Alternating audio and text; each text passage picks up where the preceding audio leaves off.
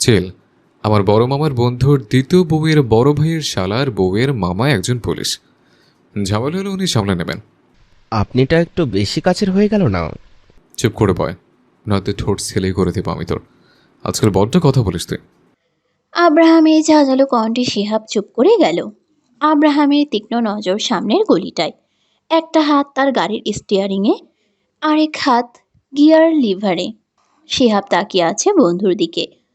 দু চোখে তার আগুন জ্বলছে। এই ছেলে কাল রাতেই ফারাবিকে উত্তম মধ্যম দিতে চেয়েছিল। সে অনেক কষ্টে আব্রাহামকে আটকেছে। এমন নয় ফারাবিকে তার কিছু করতে মন চায় না। ইচ্ছে তো করে জানোয়ারটাকে মেরে তক্তা বানিয়ে দিতে। কিন্তু সব কিছুরই উপযুক্ত সময় আছে। আর তার বোনকে সে চেনে। এত কিছু সহ্য করেও যখন সে ফারাবির কাছে ছিল, তার মানে সে কিছু একটা করেছে। চুপ করে বসে থাকার মেয়ে যে তার বোন নয়, তা সে খুব ভালো করেই জানে। এতদিন চুপ করে থেকেছে মানে ভয়ানক কিছু সে করেছে, অথবা করে ফেলেছে। শিহাবের আজকাল ফারাবির জন্য বড্ড চিন্তা হয়। বেচারা অসময়ে নিজেই জীবনের থেকে হাত ধুয়ে না বসে। বেরিয়েছে, ব্যাটা বেরিয়েছে। দুজনেই সতর্ক হলো। আব্রাহাম গাড়ির ইঞ্জিন চালু করলো দক্ষ হাতে। স্টিয়ারিং ঘুরিয়ে সোজা গিয়ে গাড়িটা ঠুকে দিল ফারাবির রিকশাটায়। একটা ঝাঁকুনি দিয়ে রিকশাটা উল্টে পড়ল।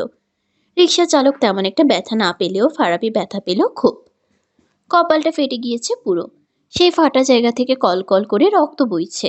রিকশাটা পড়েছে ফারাবির পায়ে, যার ফলে পায়ে ফ্র্যাকচার হলেও হতে পারে।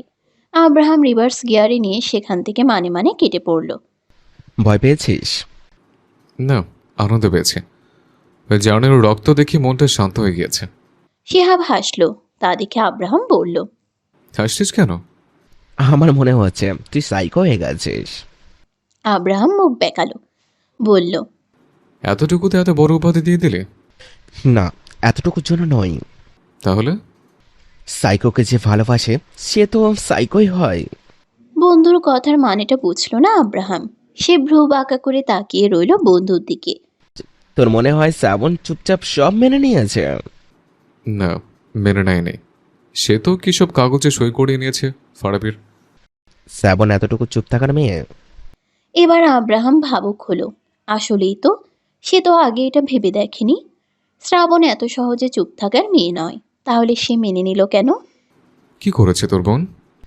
সেটাই তো বুঝতে পারছি না। তবে করেছে খুব জটিল কিছু। সিটে মাথা এলিয়ে দিল শিহাব। চোখ দুটো মুদে নিল সে। বোনটার জন্য বড্ড চিন্তা হচ্ছে তার। একা হাতে একটা বাচ্চা কিভাবে সামলাবে সে? বাকিটা জীবন কিভাবে কাটাবে সে? দেখতে দেখতে চলে গেল একটা মাস। ফারাবের পা এখন আগের থেকে ভালো হয়েছে। সে এখন নিজে নিজে হাঁটাচলা করতে পারে। এই কয়দিন মাইশা তার ভালোই খেয়াল রেখেছে। ফারাবি অবশ্য তেমন কোনো প্রতিক্রিয়া দেখায়নি এতে। সে ছিল নির্বিকার। ফারাবি তখন খাটের মাথায় হেলান দিয়ে বই পড়ছিল। মাইশা ঘরে এলো তার জন্য এক বাটি স্যুপ নিয়ে। ফারাবি মাথা তুলে এক নজর মাইশাকে দেখে আবারও বই পড়ায় মন দিল। তা দেখে মাইশার মনও ক্ষুণ্ণ হলো। সে গিয়ে বসলো ফারাবির পাশে। ফারাবি, হুম। কথা আছে তোমার সাথে। হুম। মাইশা বেজায় বিরক্ত হলো। সে টান দিয়ে ফারাবির হাতের বইটা নিয়ে নিল। কি আশ্চর্য, এমন করছো কেন? আমি করছি নাকি তুমি করেছো? এমন করছো কেন তুমি? কি করছি আমি? কি করেছো বুঝতে পারছো না, তাই না? মাইশার রাগ মাথায় উঠলেও সে শুয়ে নিল তা। শান্ত গলায় বলল, আমরা বিয়ে করছি কবে ফারাবি? মাইশার কথায় ফারাবির মধ্যে আবারও গা ছাড়া ভাব দেখা দিল। বিয়ে? হ্যাঁ বিয়ে। কবে করছি আমরা বিয়ে?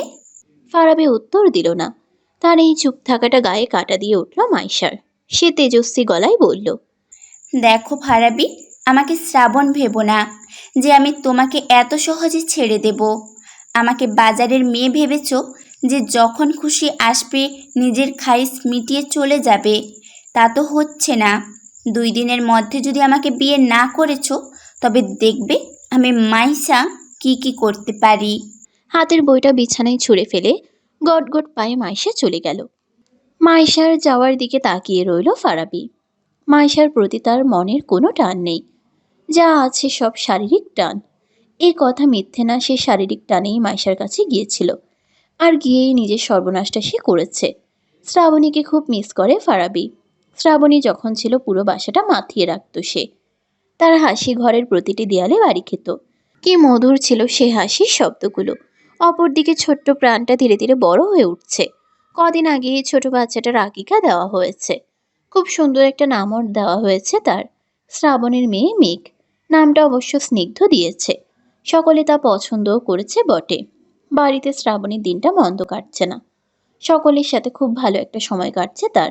সকলের সাথে সম্পর্কটা আগের মতন স্বাভাবিক হলেও মেজ ভাইয়ের সাথে শ্রাবণীর সম্পর্কটা এখনো স্বাভাবিক হয়নি। মেজ ভাই তার সাথে কথা বলা তো দূর, তার দিকে ফিরেও তাকায়নি। ছোট্ট মেঘ, যে বাড়ির সকলের প্রাণ, সেই মেঘকেও একটাবার কোলে নেয়নি সে। শ্রাবণীর মাঝে মধ্যে ভীষণ কান্না পায়। খুব করে কাঁদতে ইচ্ছে করে তার। মেজ ভাই কেন তাকে ক্ষমা করতে পারছে না? সে তো শাস্তি পেয়েছে, তবে আর কি। সকলে মিলে বসে আছে শ্রাবণীদের বাসার বিশাল ড্রয়িং রুমটায়। শ্রাবণী সেজ ভাই কল করেছে। সকলে গোল হয়ে তার সাথেই কথা বলছে। এক মাসেও ভাগ্নেকে কোলে নিতে না পারার দুঃখে বেচারা সাফায়াত পানিটুকুও গিলতে পারছে না। সাফায়াতের স্ত্রী নীরা প্রেগনেন্ট। সামনের মাসের 10 তারিখ তার ডিউ ডেট। এই অবস্থায় স্ত্রীকে একা একটা অচেনা দেশে রেখে আসতেও পারছে না সে। এর মাঝেই ইমতিয়াজের কল এলো। শ্রাবণী একটু দূরে সরে এসে কলটা রিসিভ করলো। বলুন ভাইয়া, ওইদিকে কি খবর? ফারাবি তো মাইশাকে বিয়ে করতে চাচ্ছে না। বিয়ে করতে চাচ্ছে না মানে? কেন? তোমার প্রতি ভালোবাসার ওভার ফ্লো হচ্ছে বোধহয়। মশকরা করে বলল ইমতিয়াজ। ইমতিয়াজের কথায় হাসলো শ্রাবণী নিজেও। বলল, ওর ভালোবাসার ওভারফ্লো বন্ধ করতে হবে তো। ও যদি মাইশাকে বিয়ে না করে তবে আমার প্ল্যানের কি হবে? আমি এভাবে মাঝ রাস্তায় সব থামিয়ে দিতে পারবো না। প্ল্যান তো সাকসেসফুল হয়ে গিয়েছে। যা করার আমরা তো তা করেই দিয়েছি। এখন শুধু অপেক্ষা করতে হবে আমাদের। অপেক্ষা আমি করে নেব, কিন্তু আমি চাই না ওদের দুজনের পাপের শাস্তি অন্য দুজন পাক। আপনার কি মনে হয় মাইশা বসে থাকবে? ফারাবি ওকে বিয়ে না করলে অন্য একজনকে সে ঠিক বিয়ে করে নেবে। তখন ওর পাপের শাস্তি অন্য একজন নির্দোষ পাবে। আমি চাই না ওদের পাপের শাস্তি কোনো নির্দোষ লোক পাক। ইমতিয়াজ ভাইয়া, যে করেই হোক ওদের বিয়ের ব্যবস্থা করুন। দরকার হলে ব্ল্যাকমেইল করুন। ওদের সকল কুকর্মের ভিডিও পাঠিয়ে দিন ফারাবির ফোনে, তখন দেখি বিয়ে না করে সে কোথায় যায়। ইমতিয়াজ বুঝতে পারল শ্রাবণীর অস্থিরতা। সে শ্রাবণীকে আশ্বস্ত করে ফোন রাখলো। ইমতিয়াজ ফোন কাটতেই শ্রাবণী ফোঁস করে তপ্ত নিঃশ্বাস ফেলল। ওদের শাস্তি ওদেরকেই পেতে হবে। ওদের মতো নোংরা মানুষের জীবনে কাউকে জড়াতে চায় না শ্রাবণী। শ্রাবণী কথা শেষ করে ঘুরতে গিয়ে দেখল দরজা দিয়ে মেজ ভাই আর আব্রাহাম ফয়েজি ঢুকছে। বরাবরের মতোই তারা দুজনে শ্রাবণীকে উপেক্ষা করে উপরের দিকে যেতে লাগলো। শ্রাবণী পিছন ডাকলো, ভাই, এতগুলো দিন পর বোনের কাতর কণ্ঠস্বর শুনে থমকে গেল শিহাব। চোখ থেকে গড়িয়ে পড়ল দুফোঁটা গরম অশ্রু। তবে সে পিছন ফিরে চাইল না। 2 কদম এগিয়ে যেতেই আবারও পেছন ডাকলো শ্রাবণী। বলল, আমায় ক্ষমা করা যায় না ভাই? শিহাব শেরের হাতল ধরল শক্ত করে। তাকালো নিজের পাশে থাকা ছেলেটার দিকে। এমন নয় সে শ্রাবণীকে ক্ষমা করতে চায় না। সে চায় শ্রাবণীকে ক্ষমা করতে, কিন্তু পারে না। পাশে দাঁড়ানো ছেলেটার জন্য সে পারে না। সে যতবার শ্রাবণীর কথা ভাবে ততবার আব্রাহামের হৃদয় কাঁপানো চিৎকার তার কানে ভেসে আসে। শ্রাবণীর জন্য এই ছেলেটার করা শত শত পাগলামি চোখের সামনে ভেসে ওঠে। শ্রাবণী যদি ফারাবির সাথে সুখী হতো, সে হয়তো শ্রাবণীকে ক্ষমা করে দিত। কিন্তু এখন পারছে না। মন বলছে তার বোন অন্যায় করেছে। আব্রাহামের সাথে প্রচণ্ড অন্যায় করেছে সে। আব্রাহামের প্রতিটা চিৎকার, প্রতিটা আর্তনাদ তাকে মনে করিয়ে দেয় শ্রাবণী ভুল করেছে। আমি আসছি। পা ঘুরিয়ে চলে গেল আব্রাহাম। শিহাব তাকিয়ে রইল সেই যাওয়ার দিকে। এখানে উপস্থিত কেউ জানল না সে কেন চলে গেছে, কিন্তু শিহাব জানে সে জানে কেন আব্রাহাম চলে গেছে। চলে গেছে নিজের অশ্রু আড়াল করার জন্য। আব্রাহাম ফয়েজি একটা মেয়ের জন্য কাঁদছে, বিষয়টা ভালো দেখায় না। যে আব্রাহাম ফয়েজি একা হাতে এই শহরের শেয়ার বাজার নিয়ন্ত্রণ করে, সে আব্রাহাম ফয়েজি এক বাচ্চার মায়ের জন্য কাঁদছে। সে একজন ডিভোর্সি নারীর জন্য কাঁদছে। লোকে শুনলে তার মান সম্মান থাকবে বুঝি?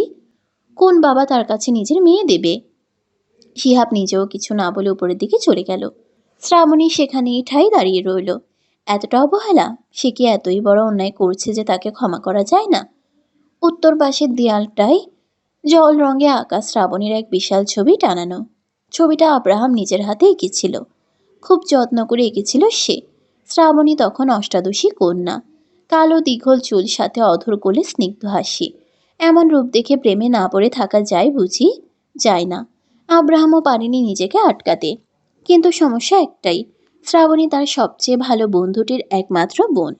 আব্রাহাম তার ভালোবাসার কথা মুখ ফুটে কোনোদিন বলতে না পারলেও বন্ধু ঠিকই বুঝেছিল তার মনের কথা। বুঝতে পেরে তাকে আশ্বস্তও করেছিল বটে।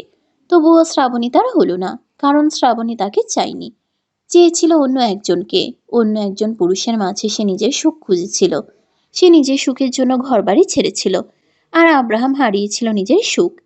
এই 3টে বছর সে যে কি নিদারুণ কষ্টে কাটিয়েছে তা একমাত্র সে জানে।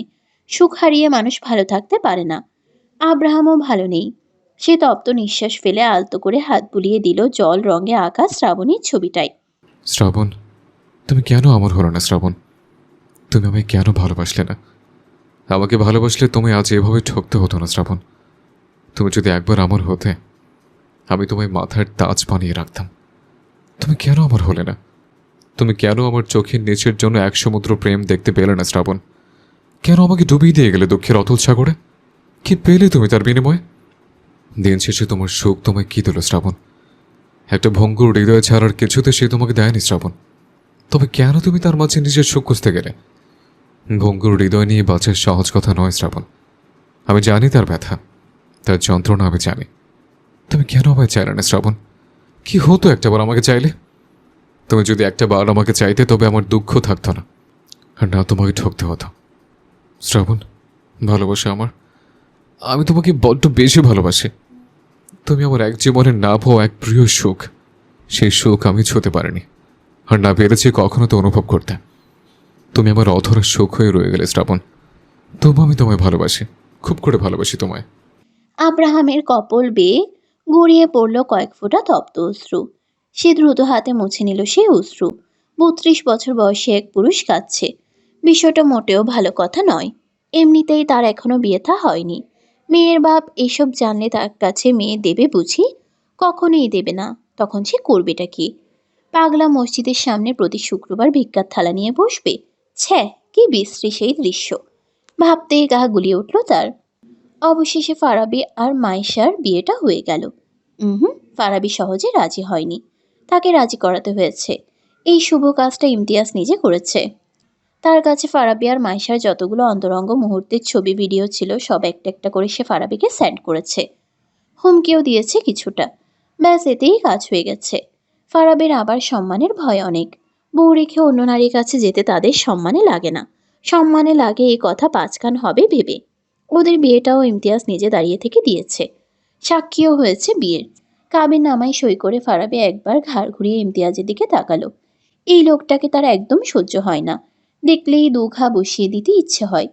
এই যেমন এখন লোকটাকে তার মেরে ফেলতে ইচ্ছে করছে, কিন্তু সে পারছে না। ফারাবি নজর সরিয়ে এবার মাইশার দিকে তাকালো।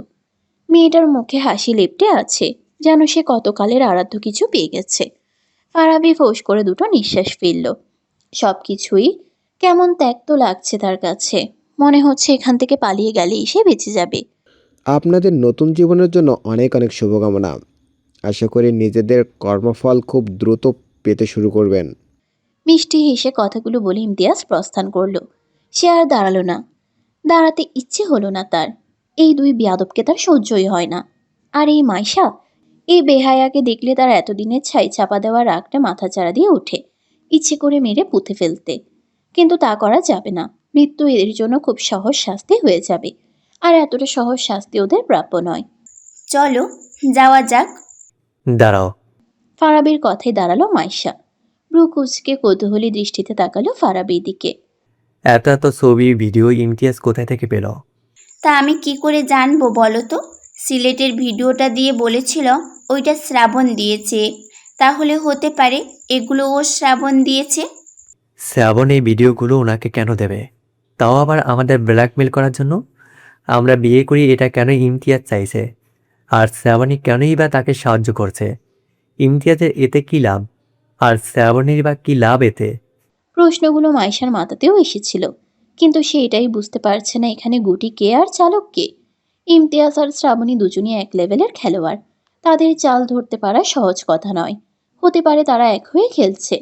এই খেলাতে তারা দুজনে গুটি আর ইমতিয়াজ। শ্রাবণী চালক। হতে পারে অনেক কিছুই হওয়ার সম্ভাবনা আছে এখানে। মাইশা দম নিল। এগুলো ভাবলে তার মাথা ব্যথা শুরু হয়ে যায়। যখনই সে ভাবে একটু সুখে থাকবে, একটু ভালো থাকবে, তখনই ঝামেলারা সব একসাথে আসে। এসেই বলে, মাইশা তুই বড্ড নাদান। এত সুখ তোর সইবে? জীবনে পেয়েছিলিস কখনো সুখের দেখা? সুখের মর্ম তুই কি বুঝবি? ওরা আর দাঁড়ালো না এখানে, চলে গেল বাড়ির রাস্তায়। ছোট্ট মিককে দেখতে আজকে আব্রাহামের বাবা মা এসেছে। ওনাদের দেখে শ্রাবণী প্রথমে কিছুটা ইতস্তত হলেও নিজেকে সামলে নিল। আজকাল মানুষের সান্নিধ্য তার ভালো লাগে না। একাকিত্ব তাকে টানে খুব।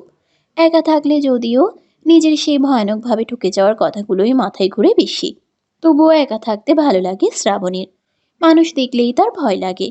ভয় লাগে কেউ একজন এসে হয়তো তাকে আবারও ঠকিয়ে যাবে। হয়তো কেউ তাকে দুটো চারটে কথা শুনিয়ে দিয়ে যাবে। আজকাল শ্রাবণীকে ভয় পেয়েছে খুব। সে তো আগে এমন ছিল না। এখন কেমন যেন হয়ে গেছে মেয়েটা। শ্রাবণী উপরে উপরে নিজেকে যতই শক্তপোক্ত দেখাক না কেন, ভেতরে ভেতরে সে কতটা ভেঙেছে তা একমাত্র সেই জানে। ভেতরের খবর রাখে কয়জন? মেঘ প্রচণ্ড রকমের মিশুক হয়, সে খুব সহজেই মিশে গেল তাদের সাথে। অচেনা অজানা দুজন মানুষকে চোখের পলকে এসে আপন করে নিল। শ্রাবণের মেয়েটা শ্রাবণের মতোই মিষ্টি হয়েছে দেখতে। আব্রাহামের মায়ের কথায় শ্রাবণী আলতো করে হাসল। মেঘ তার মতন হয়েছে এটা সত্য নয়। মেঘ তার গায়ের রং ছাড়া আর কিছুই পায়নি। মেঘ হয়েছে পুরোপুরি ফারাবির কপি। সময়ের সাথে সাথে ফারাবির সাথে মেঘের সাদৃশ্যটা বাড়ছে। শ্রাবণী এখন আর মেয়ের দিকে ঘন্টার পর ঘন্টা তাকিয়ে থাকতে পারে না। চোখ দুটো ভীষণ জ্বালা করে তার। সেই সাথে চোখের সামনে ভেসে ওঠে কিছু বিশ্রী স্মৃতি। শ্রাবণী সেই সব স্মৃতিগুলোর থেকে পালিয়ে বাঁচতে চায়। মেয়েকে সে খুব সুন্দর, সুস্থ, স্বাভাবিক একটা জীবন দিতে চায়। যেই জীবনে ফারাবি হাসান নামের কারো ছায়া পড়বে না, সে পড়তে দেবে না। মেয়েকে সে ফারাবি হাসানের থেকে দূরে রাখবে। তার ছায়া থেকেও আগলে রাখবে মেয়েকে। মেঘের কান্নায় ধ্যান ভাঙল শ্রাবণীর। সে মেয়েকে নিজের কোলে তুলে নিল। মেঘ এমনিতে তেমন একটা কান্না করে না, শুধু খিদে পেলে একটু কান্না করে। খাবার পেলে আবার সে ঘুমিয়ে যায়। শ্রাবণ, ওকে খাইয়ে ঘুম পাড়িয়ে দাও। ভাবের কথায় মাথা নেড়ে শ্রাবণী মেয়েকে নিয়ে নিজের ঘরের দিকে চলে গেল। শ্রাবণী যাওয়ার দিকে তাকিয়ে দীর্ঘশ্বাস ফেললেন সাইফুল সাহেব। মেয়েটার দিকে তিনি তাকাতে পারেন না। মেয়েটার শরীর ভেঙে গেছে একেবারে। মেয়ের দিকে তাকালে তার খুব কান্না পায়। দীর্ঘ এই জীবনটা তার মেয়ে পাড়ি দেবে কিভাবে? ওদের দিবস কি হয়ে গেছে? আব্রাহামের বাবার প্রশ্নে তার দিকে তাকালেন সাইফুল সাহেব। নিচু আওয়াজে বললেন, হ্যাঁ হয়ে গেছে। শ্রাবণের মতো মেয়েকেও যে কেউ ঠকাতে পারে তা আমার জানা ছিল না। এমন ফুলের মতন একটা মেয়েকে ওই ছেলেটা কিভাবে ঠকালো? সবই কপাল। কপালে ঠকে যাওয়া লেখা থাকলে তা আটকানোর সাধ্য কার? বললেন শ্রাবণীর মা। সব সময় কপালের দোষ দিবেন না মা। দোষ সবসময় কপালের হয় না, দোষ পুরুষের চরিত্রও হয়। বলে উঠল শ্রাবণীর বড় ভাবি নিধি। নিধি বরাবরই শ্রাবণীর প্রতি বড্ড টান। মেয়েটাকে সে নিজের ছোট বোনের মতোই আদর করে। মেয়েটার এভাবে ঠকে যাওয়া সে কিছুতেই মেনে নিতে পারছে না। তা ঠিক বলেছ। পুরুষের চরিত্রের দোষ নারীর কপালের ওপর ফেলে দেওয়া বড্ড সহজ। এই সহজ অন্যায়টা করতে কেউ দুইবারও ভাবে না। এসব কথা বাদ দাও তোমরা। শ্রাবণ শুনলে মন খারাপ করবে। এমনিতে মেয়েটা সারাক্ষণ মনমরা হয়ে থাকে। সাফওয়ানের কথায় সকলে সম্মত হয়ে প্রসঙ্গ পাল্টালেও প্রসঙ্গ হয়ে রয়ে গেল শ্রাবণী, মেঘ আর তাদের ভবিষ্যৎ। ওদের ভবিষ্যৎ নিয়ে কি ভাবলেন? ভবিষ্যৎ ভবিষ্যৎ নিয়ে আর কি ভাববো? এমন তো নয় শ্রাবণী বেকার, বাপ ভাইয়ের ঘাড়ে বসে খাবে। সে নিজেই স্বাবলম্বী। আমি তা বলছি না। শ্রাবণী স্বাবলম্বী তা আমরাও জানি। সে বাপ ভাইয়ের ঘাড়ে বসলে খেলেও যে সমস্যা নেই তাও আমরা জানি। তাহলে কিসের কথা বলছে? শুরুতে আব্রাহামের মা কিছুটা আমতা আমতা করলো। ওনার এই আমতা আমতা করার কারণ নিধি হয়তো কিছুটা বুঝতে পারল। সে সোজাসাপটা ভাবেই বলল, আপনি কি শ্রাবণীর দ্বিতীয় বিয়ের কথা চাইছেন আন্টি? নিধির কথাই চমকালো আব্রাহামের মা, সাথে চমকালো উপস্থিত সবাই। আব্রাহামের মা নিজেকে ঠিক করে নিয়ে বলল, হ্যাঁ, সেটাই বলতে চাইছিলাম। একটা বাচ্চাকে নিয়ে তো আর সারাটা জীবন কাটিয়ে দেওয়া সম্ভব নয়। জীবনে চলতে গেলে কাউকে না কাউকে পাশে দরকার হয়। এই পৃথিবীটা একা একজন মায়ের জন্য বড্ড কঠিন। এই সমাজে সিঙ্গেল মায়েদের বদনামের শেষ নেই। এই সমাজ তো আবার সব কিছুতেই মেয়েদের দোষটাই সবার আগে খুঁজে। পুরুষদের 100 দোষও তারা দেখতে চায় না, খুঁজতে চায় না। তিল থেকে তাল হলে দোষ হয় নারীর। আব্রাহামের মায়ের কথাটা সবার পছন্দ হলেও পছন্দ হলো না সাফওয়ানের। আমরা ওর পাশে আছি আন্টি। সাফওয়ানের কথায় হাসলেন আব্রাহামের মা, বললেন, হ্যাঁ, তুমি আছো। তোমরা সবাই আছো শ্রাবণের জন্য, শ্রাবণের মেয়ের জন্য। তোমরা ওর মেয়েটাকে খুব আদর রাখবে, তাও আমি জানি। কিন্তু তোমরা কি মেয়েটাকে বাবার আদর দিতে পারবে? এতটুকু মেয়ে যখন প্রশ্ন করবে তার বাবা কোথায়, কেন সে তার বাবার কাছে নেই, তখন তোমরা তার কি জবাব দেবে? যেটা সত্যি সেটাই বলবো। কি বলবে? তার মা তাকে তার বাবার থেকে আলাদা করে রেখেছে দুটো কাগজের মাধ্যমে, এটাই কি বলবে তুমি তাকে? ভেবে দেখেছো এই কথাটা বললে মেঘের মনে মায়ের জন্য জায়গাটা কেমন হবে? সেই জায়গাটা কি আদৌ মসৃণ থাকবে? মেঘ একটা সুস্থ জীবন পাবে, যে সুস্থ জীবনটা ওকে ওর মা দিতে চাইছে। বাবা ছাড়া মেয়েদের জীবন স্বাভাবিকভাবে চলে না, তো তোমরাও জানো। আব্রাহামের মায়ের কথার পিঠে আর কোনো কথা খুঁজে পেল না সাফওয়ান। নিধি তীক্ষ্ণ দৃষ্টিতে তাকিয়ে আছে আব্রাহামের মায়ের দিকে। আব্রাহাম যে শ্রাবণীকে ভালোবাসে তা সে জানে। আব্রাহাম যে এতদিন শ্রাবণীর জন্যই বিয়ে থা করেনি তাও সে জানে। নিধি মনে মনে একে একে দুই মিলিয়ে ফেলল। তবুও মনের কোথাও একটা সন্দেহ তার রয়ে গেল যেন। নিধি সন্দেহ মনে নিয়ে থাকতে পছন্দ করে না, তাই সে হেয়ালি করেই জিজ্ঞেস করলো, আন্টি, কি তবে আমাদের শ্রাবণের জন্য ছেলেও ঠিক করে ফেলেছেন নাকি? নিধির দিকে তাকালো আব্রাহামের মা। নিধি মেয়েটাকে তার বরাবরই খুব পছন্দ। মেয়েটা যথেষ্ট বুদ্ধিমতী, কথাই বলে না, বিউটি উইথ ব্রেন। নিধি ঠিক সেরকম একজন মেয়ে। নিধি, তুমি যথেষ্ট বুদ্ধিমতী একজন মেয়ে, সব কিছুই অল্পতে বুঝে যাও। তার জন্য তোমাকে আমার খুব ভালো লাগে। আমি আজকে আর কিছু বলছি না, তোমরা সময় নাও। আমার বলা কথাগুলো ভেবে দেখলো। বাকি সব তুমি জানো। আমি জানি তুমিও শ্রাবণের ভালো চাও, শ্রাবণকে সুখে দেখতে চাও। এবারে আমি সবটা তোমার উপর ছাড়লাম। তোমার প্রতি আমার পূর্ণ বিশ্বাস আছে।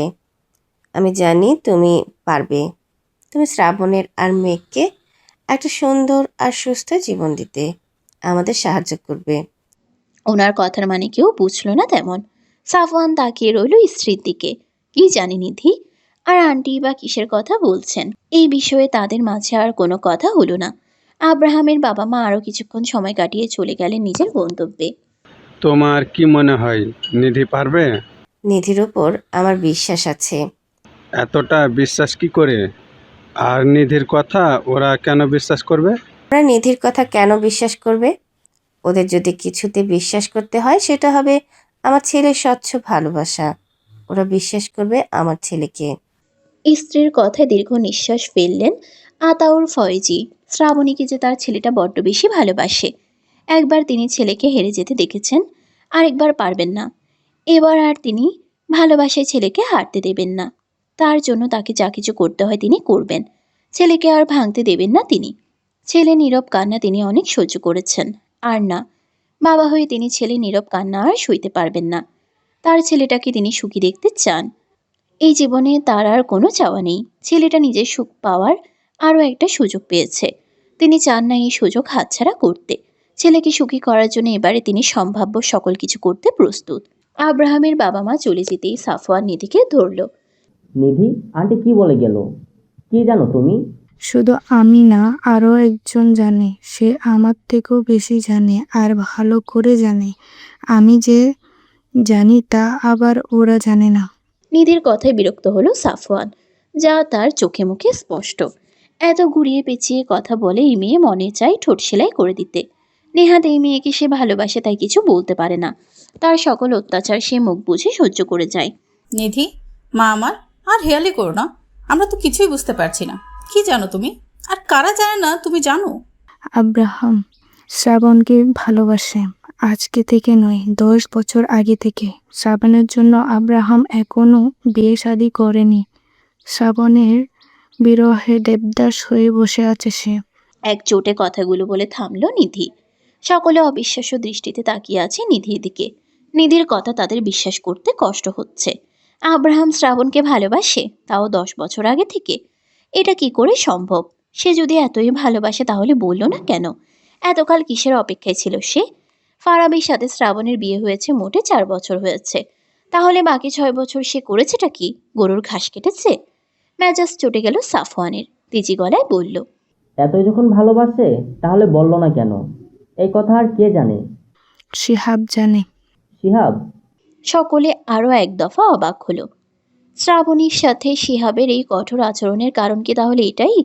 সাফওয়ানের মাথা ঘুরতে লাগলো। আব্রাহাম গত 4 বছর যাবৎ তাদের বাড়িতে রেগুলার যাতায়াত করছে। কখনো কখনো সে 3 দিন 7 দিনের জন্য নাইওরেও চলে আসছে। কই তারা তো কিছুই বুঝতে পারেনি। আর শিহাবও তো তাদের কিছু বলেনি। কেন বলেনি সে? তুমি এসব কি বলছো নিধি? আমি তো কিছুই বুঝতে পারছি না। শিহাব যদি জানতোই তাহলে বলেনি কেন সে? মা, আমি তো ডিলাইটে এত কিছু জানি না। একদিন ওদের কথা শুনে ফেলেছিলাম। আমি শুধু এতটুকুই জানি আব্রাহাম আমাদের শ্রাবণকে ভালোবাসে, খুব ভালোবাসে। এখন তার সেই ভালোবাসা ফেরাবতীর মতো খুদে ভরা না নাকি খাঁটি তা আমি জানি না। তুমি লুকিয়ে আমাদের কথা শুনছো? ছি, এটা ব্যাড ম্যানার্স নিধি। স্নিগ্ধ কি শিখবে? সাফওয়ানের কথায় নিধি মুখ বেঁকালো। এই জন্যই এই লোককে তার দেখতে মন চায়। নেহাত বাবা মা জোর করে বিয়ে দিয়েছিল, তা না হলে এই লোককে সে জীবনেও বিয়ে করতো না। এই লোকের সাথে তো তার কোনো কালেই ভালো সম্পর্ক ছিল না। বেয়াদব লোকটা যে কি বলে তার বাবা মাকে পটিয়েছে তাই নিধি বুঝতে পারে না। এই রহস্য তার কাছে আজও রহস্যই রয়ে গেল। ওদের কথার মাঝে উপস্থিত হলো শিহাব। আজকেও তার লেজ হিসেবে আছে আব্রাহাম। দুটোকে একসাথে পেয়ে তাদের ভালোই হলো। সাফওয়ান গম্ভীর স্বরে ডাকলো ভাইকে। ভাইয়ের গম্ভীর স্বরে ভ্রু কুচকালো শিহাব। এই ব্যাটার আবার কি হলো? বউয়ের সাথে ঝামেলা হয়েছে নাকি? যেমন চিপকে আছে বউয়ের সাথে দেখে তো মনে হচ্ছে না। কি হয়েছে ভাই? তোমাকে এত জটিল লাগছে কেন? ভাবি বুঝি রহস্যের সমাধান করে ফেলেছে? ভাইয়ের কথায় সাফওয়ান বিরক্ত হলো। এ বাড়ির প্রতিটা সদস্য তার রহস্যের পেছনে পড়ে আছে। কেন রে? রহস্য জেনে তোদের এত কিসের কাজ? এখন তো মনে হয় তার শ্বশুর শাশুড়িও সব ভুলে গেছে। তারা ভুলে গেলেও তার বাড়ির কেউ ভুলছে না। সাফওয়ানের মাঝে মধ্যে ইচ্ছে করে সকলকে ধরে বেঁধে ভুলে যাওয়ার ওষুধ খাইয়ে দিতে। তাহলে যদিও তার জ্বলাটা একটু কমে, এমন ওষুধ পেলে সবার আগে বউটাকে খাওয়াতে হবে। এই মহিলা আস্ত বেয়াদব, কিন্তু সে এই মহিলাকে দোষ দিতে পারে না। মহিলা বেয়াদব জেনেও সে প্রেমে পড়েছিল। কত কাঠখড় পুড়িয়ে শেষে বিয়েটা করেছে। সাফওয়ান ফোঁস করে নিঃশ্বাস ছাড়ল। নিজের কণ্ঠে আবারও গাম্ভীর্যতা টেনে এনে বলল, তোদের দুটোর সাথে কথা আছে, বয় এখানে। আমার সাথে কথা? আমার সাথে কি কথা? তোমার সকল সম্পত্তি আমার নামে ট্রান্সফার করছো নাকি? না, প্ল্যান উল্টো। তোর মেয়ের সাথে আমার ছেলের বিয়ে দিয়ে তোর সকল সম্পত্তি আত্মসাৎ করব। এদিকে সেদিকের কথা রেখে সোজা কথা বলো। বাবার কথায় শিহাব আরও একটু ভাবুক হলো। বাবা এখানে আছে মানে সমস্যা গুরুতর। কিন্তু সমস্যাটা কি? কথা কি শ্রাবণকে নিয়ে? কি হয়েছে শ্রাবণের? ফারাবি আর মাইশার বিয়ের খবরটা কি সে পেয়ে গেছে?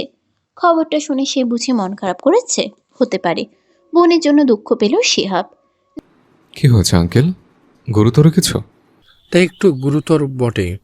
কি হয়েছে বাবা? শ্রাবণের কিছু হয়েছে? আজকে আব্রাহামের বাবা মা এসেছিল। বলল ওদের জানাশোনায় একটা ভালো পাত্র আছে। লোকটার বয়স একটু বেশি বটে, 40-এর কোটায়। আগে লোকটার একটা বিয়ে হয়েছিল, বউটা মারা গিয়েছে। মারা যাওয়ার সময় একটা 5 মাসের বাচ্চা রেখে গেছে। আন্টি বলো সকলের সাথে আলোচনা করে জানাতে। নিধির কথা শুনে বাকি 3 জন হাঁ হয়ে গেল। কি বলছে এইসব এই মেয়ে? আব্রাহামের বাবা মা এসব কখন বলে গেল? আর বললেও তারা শুনল না কেন? অপরদিকে নিধির কথা শুনে রেগে গেল আব্রাহাম আর শিহাব। রাগে আব্রাহামের কপালের শিরাগুলো ভেসে উঠেছে। চোখ দুটো ইতোমধ্যে রক্তবর্ণ ধারণ করেছে। সে বহু কষ্টে নিজের রাগটুকু গিলে নিয়ে শক্ত হয়ে বসে রইল। সে চুপ থাকলেও চুপ থাকলো না শিহাব। সে তেতে উঠে বলল, ওদের কি মাথা খারাপ হয়েছে? 40 বছরের এক বুড়োর সাথে আমার বোনের বিয়ে দেব? তাও এক বাচ্চার বাপ সে। দুনিয়ায় ছেলে আকাল পড়েছে নাকি? আমার বোন বোঝা হয়ে গেছে। আসতে চাও, শ্রাবণী মেঘকে ঘুম পাড়াচ্ছে। ও শুনতে পেলে কষ্ট পাবে। বাবা, ভাই, তোমরা চুপ করেছিলে কেন? মুখের ওপর প্রত্যাখ্যান করতে পারোনি? হ্যাঁ, করেছে তো, পার্থক্য করেছে। সাথে এটাও বলেছে বলে দিয়েছে বাচ্চা ছাড়া অল্প বয়সী ছেলে খুঁজে আনতে। সাফওয়ানকে থামিয়ে দিয়ে কথাগুলো বলল নিধি। নিধির এক একটা কথায় আব্রাহামের রাগ যেন আকাশচুম্বী হচ্ছে। তার ইচ্ছে করছে সবকিছু ভেঙে চুরমার করে দিতে। আমি তো এটাই বুঝতে পারছি না, তোমরা সকলে শ্রাবণের বিয়ে নিয়ে কেন বললে? মেয়েটাকে কি তোমরা একটু শান্তিতে থাকতে দেবে না? আমরা তো শ্রাবণের সুখটাই চাই শিহাব। তার জন্য ওকে ধরে বেঁধে বিয়ে কেন দিতে হবে? ধরে বেঁধে কেন বিয়ে দিতে যাব? এইবারে সানাইবাজি বিয়ে দেব আমাদের শ্রাবণের। শ্রাবণ রাজি? শান্ত কণ্ঠে প্রশ্নখানা করল আব্রাহাম। আব্রাহামের প্রশ্নে নিধি হাসল। সে যেন এই প্রশ্নটার অপেক্ষাতেই ছিল। এখন রাজি না হলেও 2 দিন পরে তো হতেই হবে। একা একটা বাচ্চাকে বাবা পরিচয় ছাড়া বড় করা তো আর চারটিখানি কথা নয়। হয়তো সে এখন মুখ ফুটে বলতে পারছে না, 2 দিন বাদে বলতেও পারে। আব্রাহাম রাগে হাত মুষ্টিবদ্ধ করে নিল। চোখ দুটো খিচে নিজেকে সামলে নিল। এতক্ষণ যাবৎ খুব শুকনোভাবে আব্রাহামকে পর্যবেক্ষণ করছিলেন সাইফুল সাহেব। আব্রাহামের আচরণ বলে দিচ্ছে সে এই মুহূর্তে ঠিক কতটা রেগে আছে। এই রাগের কারণ কি? শ্রাবণের প্রতি তার ভালোবাসা। সাইফুল সাহেব মেয়েকে আর ভালোবাসার নামে বলি হতে দিতে পারলেন না। একবার এই ভালোবাসার চক্করে পড়ে তার মেয়ের জীবনের রং হারিয়েছে। তিনি চান না আবারও ভালোবাসার দোহাই দিয়ে কেউ তার জীবনের বাকি থাকা রংটুকুও গ্রাস করে নিক। এবারে আর তিনি কোনো ভুল করবেন না। দ্বিতীয়বার যদি কন্যাদান করতেই হয় তাহলে তিনি খাঁটি হীরা যাচাই করে তবেই মেয়ে দেবেন। মেয়ে তো আর তার ফেলনা নয়। শিয়াব, তুমি কি চাও না তোমার বোন নিজের জীবনটা আবারও নতুন করে সাজে নিক? তুমি কি চাও না মেঘ বাবার আদরে বড় হোক? চাইবো না কেন, অবশ্যই চাইবো।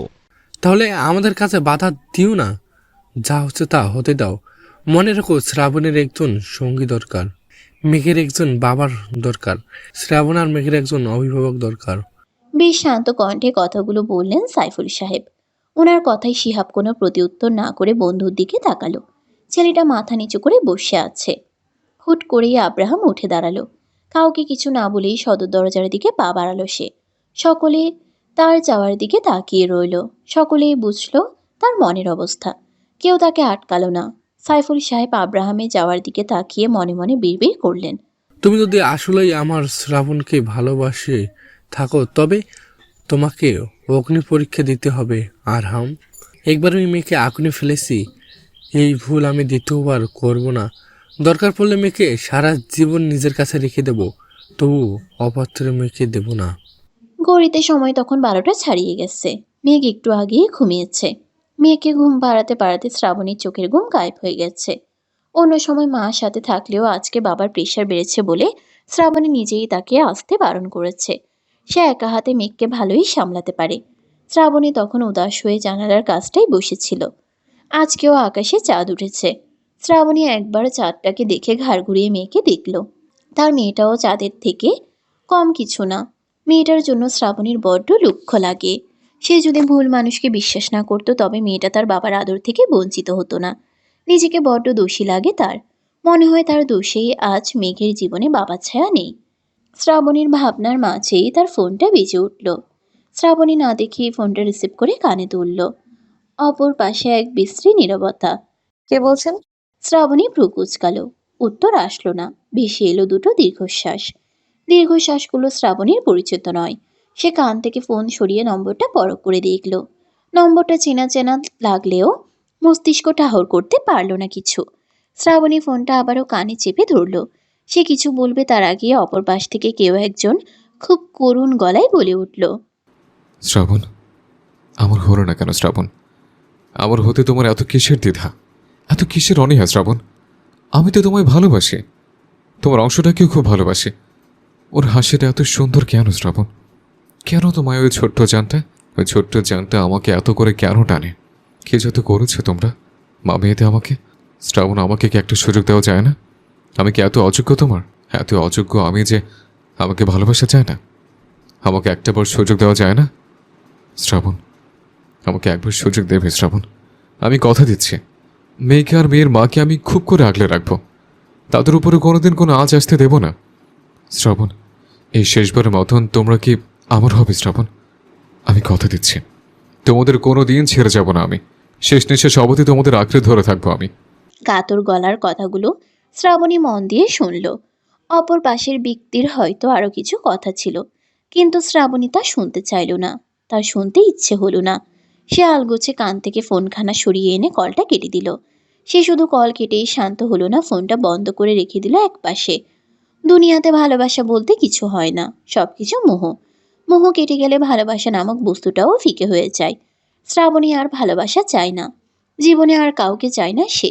সে একাই ভালো আছে, সুখে আছে। কেটেছে আরো কিছুদিন। এই কয়দিন আব্রাহাম তার বাবা মায়ের সাথে কথা বলেনি। অভিমানে নাকি রাগে তা ঠিকঠাক বোঝা গেল না। আব্রাহাম এই কয়দিন অফিসেও যায়নি, যার জন্য কোম্পানিকে ভালোই লোকসান গুনতে হয়েছে। এতে অবশ্য তেমন মাথা ব্যথা নেই আতাউর ফয়েজির। তিনি মগ্ন ছেলের চিন্তায়। ছেলেটা তাদের সাথে কথা বলছে না, একসাথে খেতেও আসছে না। দিনের বেশিরভাগ সময় ঘরের দরজা বন্ধ করে রাখছে। আতাউর ফয়েজি ঠিক করলেন আজকে ছেলের সাথে খোলামেলা কথা বলবেন। এভাবে তো আর চলে না। আব্রাহাম তখন রান্নাঘরে চা বানাচ্ছে। সে চাটা খুব ভালো বানায়, তার রান্নার হাতও বেশ ভালো। আগে সে প্রায়শই বাবা মার জন্য নিজ হাতে রান্না করত।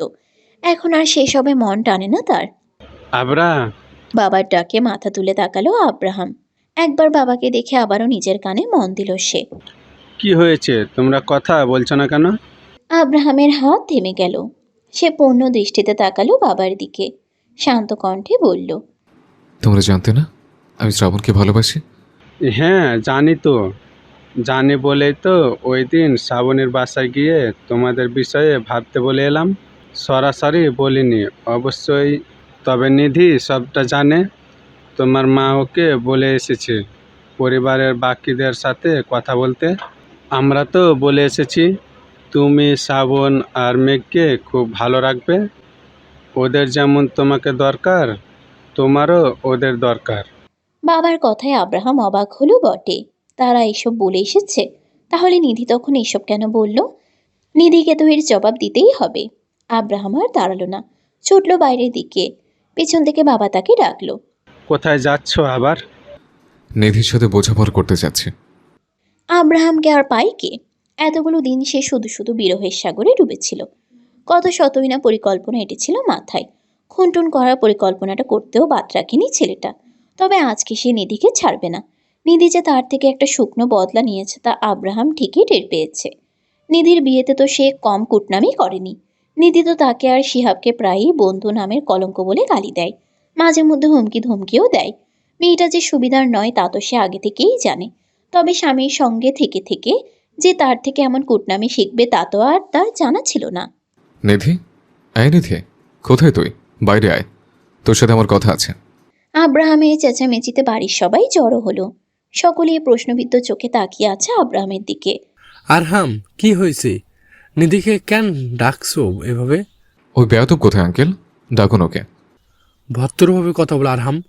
ও আমার বাড়ির সমান, ওকে আমার বাড়ির সামনে অসম্মান করে কথা বলবে না। সাইফুল সাহেবের গম্ভীর স্বরে একটু দমলো আব্রাহাম। সরি আঙ্কেল, কিন্তু কোথায় ও? ওর সাথে আমার কথা আছে। ও বাড়ি নেই, নিগ্নের নানার বাড়ি গিয়েছে। কি দরকার ছিল ওর সাথে? আব্রাহাম জবাব দেওয়ার আগেই মেঘকে কোলে নিয়ে নিচে নামলো শ্রাবণী। তাদের দুই মা মেয়েকে দেখে আব্রাহামের রাগ পানি হয়ে গেল। এই যে মায়ের কোল থেকে ছোট্ট মেঘ তার দিকে গোল গোল চোখে তাকিয়ে আছে, তা দেখে আব্রাহামের ভেতরের আগুনটা কেমন শান্ত হয়ে গেছে। এই মায়াভরা চোখ দুটো দেখলে কেউ ভেতরে আর রাগ থাকে? আব্রাহাম এগিয়ে গেল শ্রাবণীর দিকে, হাত বাড়িয়ে কোলে তুলে নিল মেঘকে। মেঘও খুব সুন্দর করে লেপ্টে রইল আব্রাহামের কোলে। আব্রাহাম আর কারো দিকে তাকালো না, মেঘকে নিয়ে চলে গেল শিহাবের ঘরের দিকে। কেউ তাকে আটকালোও না। শ্রাবণী আটকাতে চাইলে তাকে বাধা দিলেন সাইফুল সাহেব। এটা হয়তো আব্রাহামের পরীক্ষার একটা অংশ। তিনিও দেখতে চান মেঘের সাথে আব্রাহামের সখ্যতা কেমন। তিনি তো শুধু মেয়ের জন্য জীবনসঙ্গী চান না, নাতনির জন্য একজন দায়িত্বশীল বাবাও চান। বাবা হওয়া কি এতই সোজা? তখন রাত পেরিয়েছে 8টা। একটু আগেই অফিস থেকে বাসায় ফিরেছে ফারাবি। ফেরার পথে হাতে করে ছোট্ট একটা কেকও নিয়ে এসেছে। ফারাবের হাতে কেক দেখে মাইশা প্রথমে খুশি হয়েছিল বেশ। সে ভেবেছিল এটা হয়তো তার জন্য। ভুল ভাঙল যখন এটা ফারাবি তার হাতে না দিয়ে সোজা নিয়ে চলে গেল শোবার ঘরে। তার পেছন পেছন মাইশাও গেল। ফারাবি কেকের বাক্সটা টেবিলে রেখে ওয়াশরুমে চলে গেল ফ্রেশ হতে। মাইশা কিছুক্ষণ তাকিয়ে রইল কেকের বাক্সটার দিকে। মন একবার বলছে খুলে দেখতে, আবার মানাও করছে। মাইশার দোনো মনুর মাঝেই ওয়াশরুম থেকে বেরিয়ে এলো ফারাবি। মাইশাকে কেকের বক্সের কাছে দেখে ভ্রু কুচকালো সে। পরক্ষণেই মনে পড়ল কেক মাইশার ভীষণ পছন্দ করে। ফারাবি হাতের তোয়ালেটা বিছানার এক কোণে রেখে কেকটা বের করলো। আজকে আমার সোনা মায়ের 2 মাস পূর্ণ হলো। মাইশা এবারে সবটা বুঝতে পারল। বাচ্চার 1 মাস পূর্ণ হওয়ার দিনও ফারাবি কেক এনেছিল। ভাঙা পা নিয়ে এসে গিয়েছিল কেক আনতে। মাইশা ফারাবিকে দেখল। লোকটার চেহারায় আগে সে উজ্জ্বলতা নেই, নেই আগে সেই জুলুসতাও। সবটাই যেন কোথাও হারিয়ে গেছে। শ্রাবণী আর নিজের বাচ্চাটাকে হারিয়ে ফারাবি বদলে গেছে, একেবারেই বদলে গেছে। এই বদলে যাওয়া ফারাবিকে দেখলে মাইশার দুঃখ লাগে, খুব দুঃখ লাগে। ফারাবি কেকের উপর 2টো মোমবাতি জ্বালিয়ে দিল। আনমনে বলল, তোমার কি মনে হয় আমার মেয়েটার নাম কি রেখেছো শ্রাবণ? আমার নামে নাম রেখেছো? জানো, আমার খুব ইচ্ছে ছিল আমার মেয়ের নাম ফারিস্তা রাখার। শ্রাবণকে বলেছিলামও আমি। আচ্ছা, ও কি আমার কথা মনে রেখেছে নাকি ভুলে গেছে? ভুলে গেছে আমার অস্তিত্বটাও। মাইশা ফারাবির কাঁধে হাত রাখল, আলতো করে বলল, ফারাবি আর কত ওর কথা ভাববে? আমি চাইলেও আমার সন্তানের কথা ভুলতে পারি না। শ্রাবণ একবার ওকে দেখতেও দিল না আমাকে। আমি মানছি আমি ভুল করেছি, তাই বলে একটু দেখতেও দিবে না ওকে? চলো আমরা একটা বেবি নেই। ফারাবি চোখ তুলে তাকালো মাইশার দিকে। হুট করে মাথায় বাচ্চার নেশা চেপে বসলো তার। সে কেকের উপরে থাকা মোমবাতি 2টো নিভিয়ে মাইশাকে কাছে টেনে নিল। দিন দুনিয়া ভুলে তার মাথায় একটা কথাই ঘুরতে লাগলো, তার বাচ্চা চাই, তার একটা বাচ্চা লাগবে। মাইশার মনে হলো এই ফারাবি কোনো মানব নয়। এই ফারাবির শরীরে কোনো অসুরের শক্তি এসে ভর করেছে, যে অসুর তার শরীরটাকে খুবলে খেতে চাইছে। মাইশা ফারাবিকে বাধা দিতে গিয়েও পারল না। ফারাবি এই মুহূর্তে নিজের মধ্যে নেই, তার বোধ লোপ পেয়েছে আরও আগেই। ফারাবির অফিসের সামনে ঘাপটি মেরে বসে আছে শিহাব আর আব্রাহাম। আজকেও ফারাবিকে একটা শিক্ষা দেওয়ার মতলব করে এসেছে তারা। ওই দিনের অ্যাক্সিডেন্টে ফারাবির তেমন কিছুই হয়নি। বেয়াদবটা 1 মাস যেতে না যেতেই কেমন সুস্থ হয়ে উঠছে। দিব্যি হেঁটে চলেও বেড়াচ্ছে সে। ফারাবিকে সুস্থ দেখে মোটেও ভালো লাগছে না দুই বন্ধুর। এটার একটা পার্মানেন্ট ব্যবস্থা করতে হবে, বুঝলি? একে চোখের সামনে দেখলে আমার মাথা ভন ভন করে, চোখ দুটোকে জমজমের পানি দিয়ে ধুতে মন চায়। এটাকে কি জানে মেরে দেবো? না, একেবারে জানে মারলে মজা শেষ। এটাকে মারতে হবে তিলে তিলে। সোলো পয়জন দিলে কেমন হয়? খারাপ হয় না। আছে তোর কাছে? থাকলে দে, এখন এই ব্যাটাকে দিয়ে দিই। শিহাব বিরক্ত হলো। স্লো পয়জন কি চিপসের প্যাকেট? এটা কি পকেটে নিয়ে ঘোরার জিনিস? হ্যাঁ, পয়জন তো আমি পকেটে নিয়ে ঘুরি। আব্রাহাম তাকালো বন্ধুর দিকে। তাকে বিরক্ত হতে দেখে আব্রাহাম নিজেও কিছুটা বিরক্ত হলো। তবে সে বিরক্তি বেশিক্ষণ টিকল না। তার আগেই ফারাবি বেরিয়ে আসলো। বেরিয়েছে, চল চল তাড়াতাড়ি চল। ওরা যাওয়ার জন্য পা বাড়াতেই সেখানে এসে উপস্থিত হলো সাইফুল সাহেব। বাবাকে দেখে শটান হয়ে দাঁড়ালো শিহাব। আব্রাহাম নিজেও ভদ্র সাজল, তবে সাইফুল সাহেবের চোখে সন্দেহ স্পষ্ট। তোরা দুইজন এখানে কি করিস? একটু কাজ ছিল। কি কাজ? গোপন কাজ। গোপন কাজ? কি সেই গোপন কাজ? ভাই তুমি মেয়ে দেখতে এসেছো? পাশ থেকেই কথাটা বলে উঠল শ্রাবণী। শ্রাবণীর কণ্ঠ শুনে দুই বন্ধু তড়িতে তাকালো তার দিকে। এই মেয়ে এখানে করে কি? আব্রাহাম কোনা চোখে একবার ফারাবির অফিসের দিকে দেখল। না, ফারাবি নেই। ওই তো দেখা যাচ্ছে, রিকশায় চেপে চলে যাচ্ছে বদমাইশটা। ফারাবিকে চলে যেতে দেখে স্বস্তি পেল আব্রাহাম। যাক, শ্রাবণী দেখেনি বেটাকে, দেখলে আবার মন খারাপ করতো সে। মেয়ে কেমন দেখতে আসবো? আমি কি অমন ছেলে নাকি? তোমার মেয়ে পছন্দ নয়, ছেলে পছন্দ? শ্রাবণীর কথা শুনে আব্রাহাম লাফিয়ে 2 পা পিছিয়ে গেল। শিহাব মুখ চেপে ধরে বিস্ময়ে বলল, এইসব কি বলিস বেয়াদব মেয়ে? বড় ভাইকে কেউ এইসব বলে? তুমিই তো বললে মেয়ে দেখার মতো ছেলে তুমি নও, তাহলে আর কি বলবো আমি? শিহাব কঠিন ভাষায় বোনকে 2টো কথা বলবে তার আগেই আব্রাহামের গলা ভেসে এলো। শিহাব, সত্যি করে বলতো, তুই আবার ওইটা আনোস তো? কাছে আয় তুই, তোকে বোঝাচ্ছি আমি কোনটা। দাঁতে দাঁত চেপে বলল শিহাব। আব্রাহাম লাফিয়ে আরো 2 পা পিছিয়ে গেল, বলল, বিয়ের দিন ফোন দিস আমাকে, এর আগে আমার কাছে আসিস না, আমার ভয় করছে তোকে। পা থেকে জুতা খুলে আব্রাহামের দিকে ছুঁড়ে মারল শিহাব। রাস্তায় এসব কি করছো তোমরা? ওরা দুজনে থামল। শিহাব এবারে শ্রাবণীর দিকে ইশারা করে বাবাকে বলল, তোমরা বেরিয়েছো কেন? তোমার না প্রেসার বেড়েছে? আজকে তো মেঘের টিকা ছিল, তোকে এতবার করে ফোন করলাম, তুই ফোনটাই তুলি না, তাই আমাকেই আসতে হলো। শিহাবের মনে পড়ল অপারেশন ফারাবিতে নামার আগে ওরা ফোন সাইলেন্ট মোডে রেখেছিল। মেঘের টিকার কথা শুনে এগিয়ে এলো আব্রাহাম, বলল, হয়ে গেছে টিকা দেওয়া? না, মাত্রই তো এলাম। আচ্ছা চলো, আমরাও যাচ্ছি। ওরা চারজনে গেল মেঘের টিকা দিতে। টিকা দিতে গিয়ে বাঁধল বিপত্তি। মেঘকে এর আগে কোনো টিকা দেওয়া হয়নি। মেঘকে টিকা রুমে নিয়ে যাওয়ার আগে শ্রাবণীর অবস্থা শোচনীয় হয়ে গেল। এতটুকু মেয়ে এতটুকু শুয়ে আঘাত সইবে কি করে? শ্রাবণীর এমন করুণ অবস্থা দেখে এগিয়ে এলো আব্রাহাম, দৃঢ় গলায় বলল, ওকে আমার কোলে দাও। এতটুকু বলেই মেঘের ছোট্ট জানটা নিজের দু হাতের ভাঁজে তুলে নিল। পা চালালো কেবিনের দিকে। তার পেছন পেছন শিহাবও গেল। বাবা রয়ে গেল তার মেয়ের কাছে। নার্সের সামনে বসে আছে আব্রাহাম, কোলে তার মেঘ। নার্স যতবার মেঘকে ধরতে আসছে ততবার চেঁচিয়ে উঠছে আব্রাহাম। একটু আসতে দেবেন, যত ব্যথা না পায়। বুঝতে পারছেন ও ছোট মানুষ। আব্রাহামের উপর নার্স যথেষ্ট বিরক্ত হলো। এই কথা সে এর মধ্যে 10 বার বলে ফেলেছে। বিরক্ত শিহাব নিজেও। সে শত বলে বলেও আব্রাহামকে চুপ করাতে পারছে না, আর না পারছে তাকে শান্ত করতে। সমস্যা কি আপনার? আমাকে তো মেয়ের কাছে আসতেই দিচ্ছেন না। এমন করলে আমি কি করে টিকা দিব? এতই যখন মেয়ের জন্য কষ্ট হচ্ছে, তখন আসুন আপনাকে দিয়ে দিচ্ছি মেয়ের বদলে। এরকম হয় নাকি? নার্স আরও এক দফা বিরক্ত হলো। ও কি আপনার প্রথম সন্তান? প্রশ্নটা শুনে চমকে গেল আব্রাহাম। তাকালো তার কোলে নিশ্চিন্তে শুয়ে থাকা মেয়েটার দিকে। এই মেয়েটা তার সন্তান হলে হয়তো খুব বেশি ক্ষতি হয়ে যেত না। মেঘের দিকে কিছুক্ষণ তাকিয়ে থেকে ঠোঁট কামড়ে হাসলো আব্রাহাম, বলল, হ্যাঁ। বুঝতে পেরেছি। তবে এমন করলে কেমন করে হবে বলুন? টিকা তো দিতেই হবে, আর টিকা দিলে তো একটু ব্যথা লাগবেই। আপনি বরং চোখ বন্ধ করে থাকুন। শিহাব পাশ থেকে আব্রাহামের চোখে হাত রাখলো। আব্রাহাম নড়ল না। এভাবেই মেঘকে শক্ত করে ধরে বসে থাকলো। মেঘ কান্না করবে বলে সে মনে মনে ভয় পাচ্ছে। ভয় পাচ্ছে বাইরে বসে থাকা শ্রাবণীয়। কিন্তু সকলকে অবাক করে দিয়ে মেঘ কাঁদল না। টুটাও শব্দ করলো না মেয়েটা। এতটুকু মেয়ের ধৈর্য শক্তি দেখে অবাক হলো সকলে। তবে মেয়ে না কাঁদলেও কেঁদে ভাসালো মেয়ের মা। অল্প পরিসরে চোখের পানি ফেললো আব্রাহামও। তবে সেটা কেউ দেখল না। তা রয়ে গেল সকলের আড়ালে।